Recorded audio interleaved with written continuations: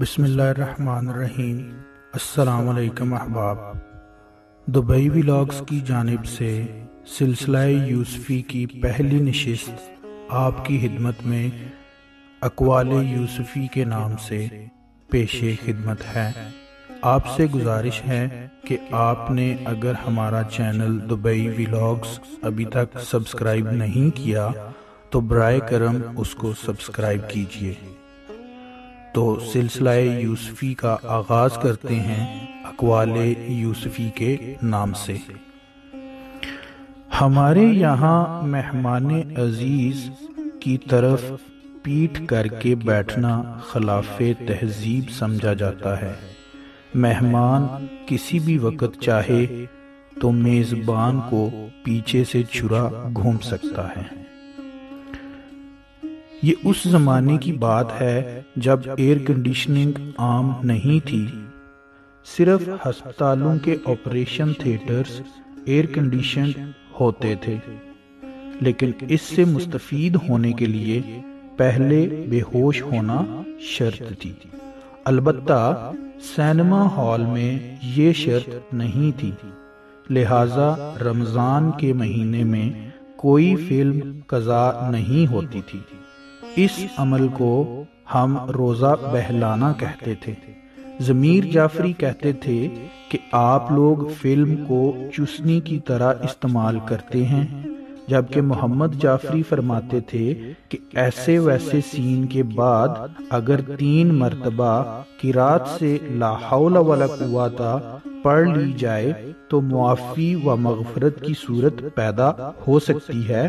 اللہ بڑا غفور الرحیم ہے۔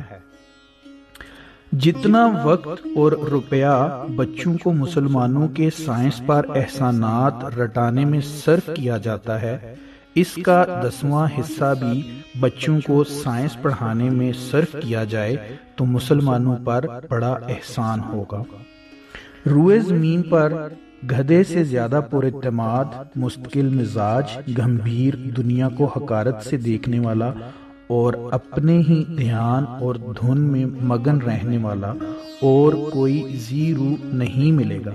ہم ایشیائی دراصل گدھے کو اس لیے ذلیل سمجھتے ہیں کہ اس میں کچھ انسانی خصوصیات پائی جاتی ہیں، مثلاً یہ کہ اپنی سہار اور بساط سے زیادہ بوجھ اٹھاتا ہے، اور جتنا زیادہ پٹتا اور بھوکوں مرتا ہے اتنا ہی اپنے آقا کا مطیع و فرما بردار اور شکر گزار ہوتا ہے۔ آدمی ایک بار پروفیسر ہو جائے تو عمر بھر پروفیسر ہی رہتا ہے، ہوا بعد میں سمجھداری کی باتیں ہی کیوں نہ کرنے لگے۔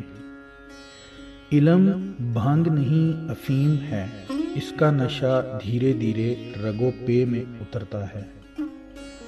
لڑکپن بادشاہی کا زمانہ ہوتا ہے، اس زمانے میں کوئی مجھے حضرت سلیمان کا تخت، حدود اور ملکہ سبا بھی دے دیتا تو وہ خوشی نہیں ہوتی جو ایک پتنگ لوٹنے سے ہوتی تھی۔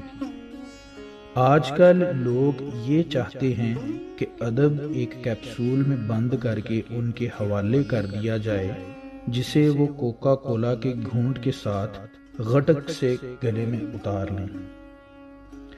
شعر میں جس بات پر ہزاروں آدمی مشاعروں میں اچھل اچھل کر داد دیتے ہیں، وہی بات اگر نثر میں کہہ دی جائے تو پولیس تو بعد کی بات ہے، گھر والے ہی سر پھاڑ ڈالیں۔ دماغی صحت کے لیے یہ ضروری سمجھتا ہوں کہ انسان کو پابندی سے صحیح غذا اور غلط مشورہ ملتا رہے، اسی سے ذہنی توازن قائم رہتا ہے۔ سود پر پیسہ چلانا انسان کا دوسرا قدیم ترین پیشہ ہے، اس کے بارے میں کم از کم اردو میں ابھی تک کچھ نہیں لکھا گیا۔ پہلے قدیم ترین پیشے کا حق تو مرزا ہادی رسوا نے امراؤ جان ادا میں، اور بعد ازاں سعادت حسن منٹو نے باکمال حسن و خوبی و خوباں ادا کر دیا، بلکہ کہنا یہ چاہیے کہ منٹو تو ساری عمر قلم برداشتہ ہی رہے۔ مشتاق احمد یوسفی لکھتے ہیں کہ جب ان کی شادی ہوئی اور رخصتی کا وقت آیا تو دلہن کی ماں بہنیں سب رونے لگیں، مگر ان کی بیگم خاموش تھی۔ انہوں نے اپنی بیگم سے کہا کہ آپ بھی رو لیں، کیونکہ دلہن رخصتی کے وقت گھر والوں سے جدا ہوتی ہے تو روتی ہے، مگر وہ نہ روئیں۔ پھر گھر کا دروازہ آیا، ہم نے پھر کہا اب تو آپ دروازے پر آ گئی ہیں، تھوڑا سا رو لیں، مگر وہ پھر بھی نہ روئیں۔ پھر گاڑی کے قریب آ کر ہم نے پھر کہا، مگر وہ نہ روئیں اور گاڑی میں بیٹھ گئیں۔ اور پھر جب ہم اپنا صحرا اٹھا کر گاڑی میں بیٹھے اور انہوں نے ہمیں پہلی بار دیکھا تو پھر وہ پھوٹ پھوٹ کر روئیں۔ ریورس میں نے سیکھا ہی نہیں تھا۔ گل بادشاہ خان سے میں نے ایک دفعہ کہا تھا کہ استاد مجھے ریورس میں بھی چلانا سکھا دو۔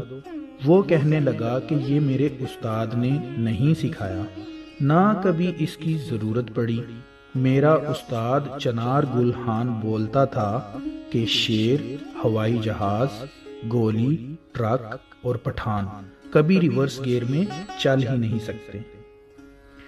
بزرگوں میں سب سے زیادہ فخر وہ اپنے دادا پر کرتا تھا، جس کی ساری زندگی کا واحد کارنامہ یہ معلوم ہوتا تھا کہ 85 سال کی عمر میں سوئی میں دھاگا پرو لیتا تھا۔ خلیفہ اس کارنامے سے اس درجہ مطمئن بلکہ مرعوب تھا کہ یہ تک نہیں بتاتا تھا کہ سوئی پرونے کے بعد دادا اس سے کرتا کیا تھا۔